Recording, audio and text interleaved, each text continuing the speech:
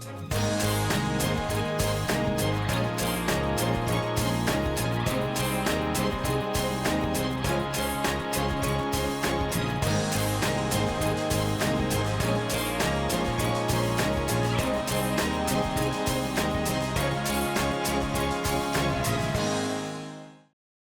位好，欢迎收看凤凰卫视美洲台为您带来的天天话题之财经专栏。那么在今天的节目当中呢，我们将聚焦洛杉矶郡第5区的郡长凯瑟琳·巴格的竞选连任，以及目前的一些相关的重要政策和改革。Supervisor Barger, it's an honor to have you with us today. Thank you for joining us. Thank you. I'm excited to talk to you today. Now, let's start by reflecting on your time in office so far. We know you represent District 5 of LA County, which is home to nearly 2 million people. What do you consider to be your greatest achievements during your tenure as the county supervisor? Yeah, I've been with the county for 30 years, 30 plus years. I've watched this county grow, and now we're at a budget of $46 billion. When I started, we were at about $13 billion. So I've seen the growth and the positive changes that have taken place in LA County. And when I was elected in 2016, the issue of homelessness was first and foremost on people's minds, as well as public safety. And, I have fought and will continue to fight to address not only the issues as it relates to those that are languishing on the streets, but the root cause as to why they are ending up on the street. And that's been something that has been a consistent issue ever since I was elected. And I know that all my colleagues hear that from their constituents as well. Mm-hmm. Now, we just celebrated the Lunar New Year, and as you embark on your re-election campaign, what are the main priorities on your agenda for the next term? First of all, I know the Year of the Dragon. When I look at that symbol, I think that gives me strength to focus on what challenges are ahead of us. And no doubt, housing, cost of living across the board is continuing to be a challenge for many people. The price of goods has gone up, and people are being priced out of their homes. So I'm going to continue to fight to get not only affordable housing, but housing for the missing middle, those that are the people that are really the boots on the ground that can't qualify for the affordable, but the cost of housing is too expensive. So I'm working on that in my district in the North County. I see many opportunities, but also homelessness. And again, I talk about the root cause. We're not going to build our way out of what's going on in our streets. If we don't address the mental health and the substance abuse issues, we're never going to get out of this. And so I will continue to push that agenda and also bring all of our cities to the table. There are 88 cities in LA County. LA City is the largest and has the most homeless, no doubt. But for cities that have maybe 100, that's an issue for them. So I will continue to fight to be the voice of my cities in the 5th District. Mm-hmm. We know March is Women's History Month, and currently all 5 county supervisors in LA County are women, which is very rare in Californian political history. Why are LA County voters favoring female candidates? I mean, is this a coincidence or is there another reason? I think that when I ran, I was the only woman running in a field of 8 other candidates. And I know that Supervisor Mitchell also ran against a male. I don't know if it's coincidence or the fact that finally we're on a level playing field. I don't want to be in this position because I'm just a woman. I want to be in this position because I know that I worked hard to get here. And I think finally, not only for myself, but for my colleagues as well, it's a level playing field. And, I am honored to serve with a board that understands the challenges. Women look at things through a different lens. And I really do feel that the challenge before us, we are well equipped to roll up our sleeves and get it done. Mm-hmm. Well, there are many pressing issues facing LA County that demand attention. Let's dive into some of these critical topics. As you mentioned earlier, homelessness continues to be a significant challenge in our communities. During your first 2 terms as county supervisor, what measures did the county government and you take to solve this problem? And how do you plan to address this issue during your next term? My frustration has been, and I'm very close to my cities, has been that I've heard time and time again from them that they will apply for funding through our Measure H, which is a quarter-cent sales tax. And they apply for the funding and are denied because it doesn't meet the county's criteria. And my frustration has been, who better knows their population than those that are representing that city? And so I championed the Blue Ribbon Commission on Homelessness, which came together and in 6 months put together a roadmap about what we were doing right and where we needed to change, because the numbers are going up and our cities feel disenfranchised. So as a result of that, our cities now have a seat at the table. We're going to make sure that the funding gets out there. And I will say this, you have to have enforcement. Offering housing is fine, and even providing services, but enforcement needs to be a key component. In my district, homelessness went down 4%. Not enough, but it went down. It didn't go up. And I believe it is because I incorporate public safety into the equation, both on the outreach side, but also on the enforcement side, because quality of life issues also pertain to those that live in the communities that are affected, and they can't walk their kids to school. They can't, take their dogs for a walk. The sidewalks are completely overtaken. So, I'm going to continue to fight on behalf of the unincorporated and also the cities in the 5th District. Mm-hmm. And you talk about this, I'm just kind of curious, what role do you believe local government should play in addressing the root causes of homelessness? And how will you work with other stakeholders to address these issues effectively? That is a great question, and I will tell you it's very simple. I can kind of just cut it up for you, and that is cities have the ability to address the housing component because that is under their purview. So, for example, in Pasadena has its own planning commission, and it has its own requirements as it relates to housing and building. So the cities have to address the housing side, and then the county addresses the service side. So whether it be job training, mental health, substance abuse, health services, we will provide the social service side, but the housing has to be done through the cities, which is a good thing. That's local control. And I do believe local control is important. And so the cities play an important role in building up the housing, because you and I both know that supply versus demand. If you have 10 people buying for two pieces of property, the price is going to go up. If you have 2 people buying for 10 pieces of property, the price is going to go down. So we need to get more of a supply out there so that we can make housing more affordable, especially for seniors, who, by the way, are the largest segment that is on the verge of becoming homeless. And speaking of that, what measures will you take to improve the coordination and effectiveness of homeless services across different regions within the county? Accountability. And the frustration I had, and that's why the Blue Ribbon Commission was put into play, is there was no accountability. The city of LA would blame the county would blame, LA Homeless Service Authority, which is the organization that is over providing the resources to different nonprofits. No one was taking responsibility. As a result of the Blue Ribbon Commission, I recognize that the buck stops with us, with the board, because we are the ones that are getting Measure Age. So that is what is in play now. So we are making sure that there's no silos, that everyone's working together. And I also put myself on the LA Homeless Services Authority Commission, along with Mayor Bass, as well as our chair, Lindsay Horvath. So the 3 of us are on it because I want to see what is going on as it relates to how we're getting the money out there. And it's not a one size fits all. And in the past, LAHSA was making it a one size fits all, which was disenfranchising many of our cities that were told that they did not meet the criteria, when in fact they had a plan, but just couldn't get the funding. Mm-hmm. Well, thank you for sharing your insights, Supervisor Barger. Let's take a quick break and we'll be right back. 那我们先休息下，进入广告。广告过后呢，我们再来继续今天的天天话题，不要离开。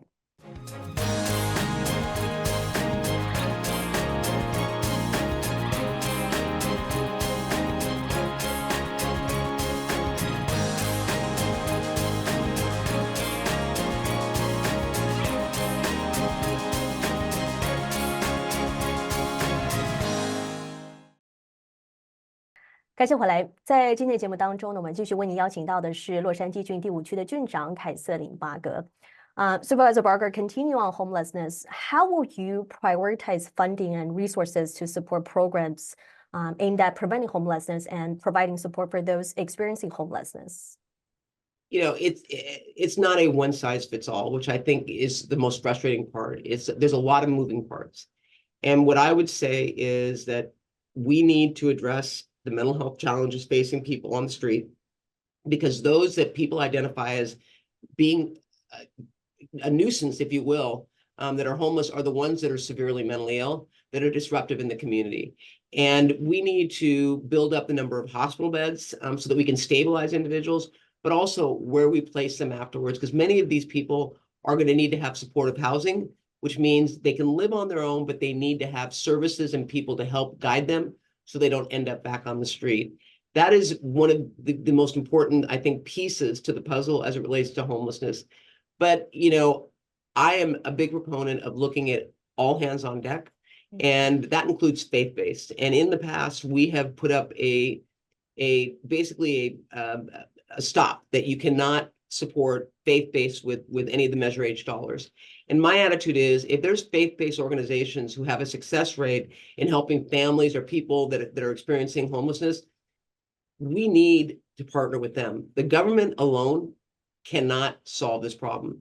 It's important for us to work with our nonprofits, with our faith-based partners, to make sure that we are holistic in how we do this and address really the root cause and even prevention. Root cause, how did you get on the street? And then prevention. If we know, for example, transitional age youth, foster children that are aging out of the system, if we know that a majority of them are ending up couch surfing and homeless, then let's look at the prevention. What do we do for them before they transition out of the system? How do we build housing or supportive services so that once they age out, they have a place to go? And then get them job training, get them an education so that they can become self-sufficient. Definitely. Homelessness is, undoubtedly a complex issue. Now, switching gears, crime rates have been a concern for many residents, for example, property crime. And, there are many grab and go robberies hitting local stores in our county. What do you worry about when it comes to this public safety threat? And what are you doing for the community to restore community trust? So this has probably been one of the most frustrating issues that I've dealt with over the holidays, and that is you have smash and grabs taking place, and you have, and by the way, it's not people that are stealing because they are poor or need the money. These are well-organized gangs or syndicates that are going out and doing this.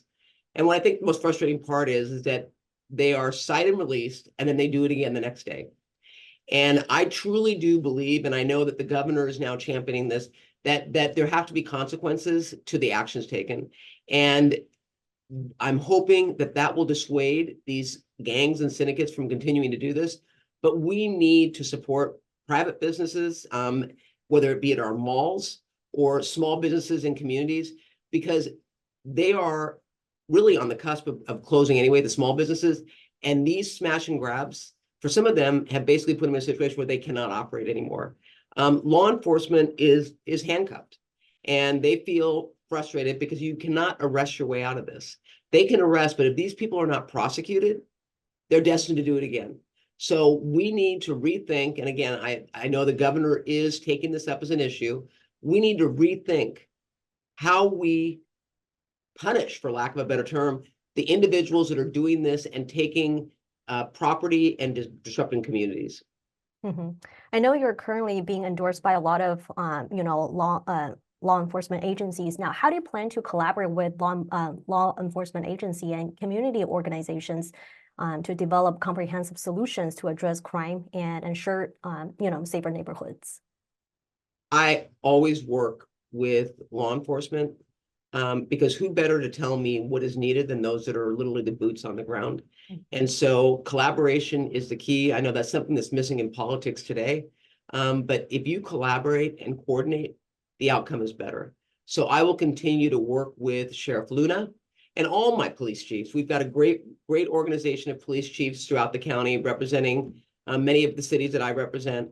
And we talk and we discuss what we're seeing in trends, whether it be burglaries, robberies, drunk driving. And then we look at how we allocate those resources to make sure that we support and address what is going on. And Sheriff Luna has been very, very proactive, setting up a task force. The state provided us with money and also the LAPD with funding to set up a task force that's looking at the smash and grabs. And as a result of that, in the first 2 months in my district down by the Temple Sheriff Station, they arrested 196 people in 2 months. on smash and grabs. So when we invest in the resources to combat, we have success. But again, the 196 arrested is only arrested. They need to be prosecuted. Mm-hmm. Well, those efforts are very crucial to ensure the safety of our communities.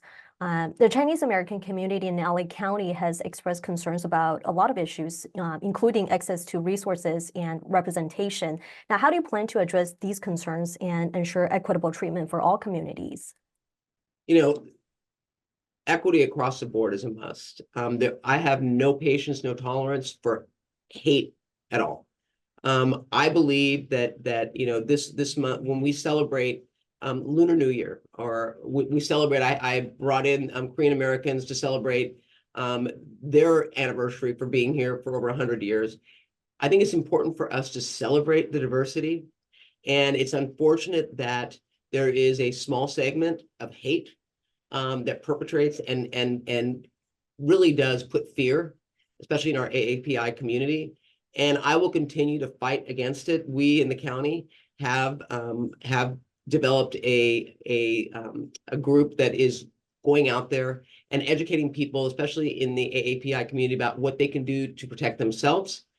Because I know that in my district, many of the older Chinese Americans were being targeted when they were going shopping, and purses were being grabbed, or they would go into the market and they would basically steal their wallets while they weren't looking. So we're trying to give as much information to the community so that they can protect themselves. But we also need to enforce hate crime laws. And for those people that commit hate crimes, they need to be held accountable. And we've got the Love versus Hate program in LA County that has really taken off and has been embraced by everybody. But equity across the board is a must. Mm-hmm. And what steps will you take to ensure that the voices and concerns of the Chinese American community are heard and represented in decision-making process within the county government? I think that working with different organizations and working with our department that deals with affirmative action is an important step for us to take. This board wants to support all organizations that want to work together to make LA County a better place. And when it comes to, COVID was a very difficult time for a lot of people. I know there was a lot of threats made in the Chinese community. And it was important for us. And I said love versus hate because I want love versus hate, but it's LA versus hate is the organization that we've set up in LA County. We need to work together. And again, I'll say it and I mean it. Diversity makes this county better. Mm-hmm. And, with the rise of hate crimes and discrimination targeting minority communities, including the Chinese American community, how will you work to promote inclusivity and combat prejudice in LA County? Well, working with the media, working with the nonprofits. I attend a lot of events. I could, every night I could be at an event, especially in my district, representing the Chinese community. And it's important for us to work together. Government, again, it's similar to homelessness.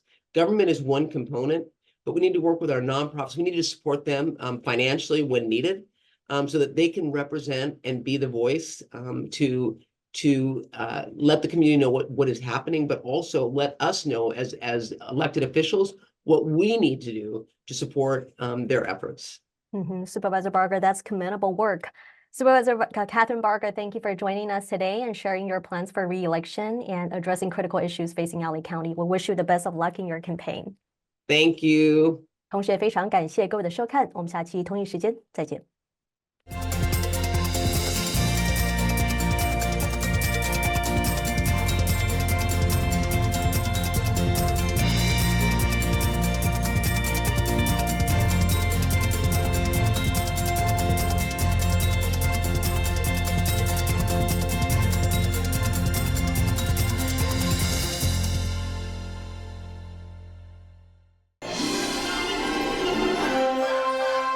您正在收看的是凤凰卫视。